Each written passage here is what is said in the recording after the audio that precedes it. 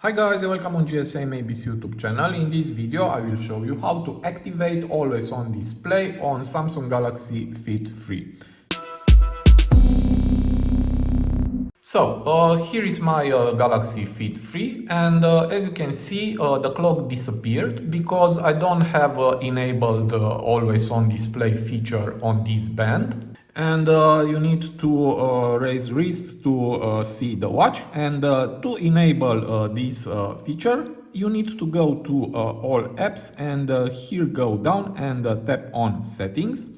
Now go down again and tap on display, and here we have always on display. Tap on it to enable.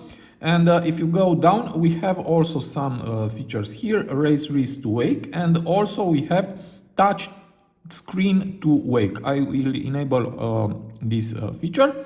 And now I will exit and let's see how it works. You need to wait for a few seconds.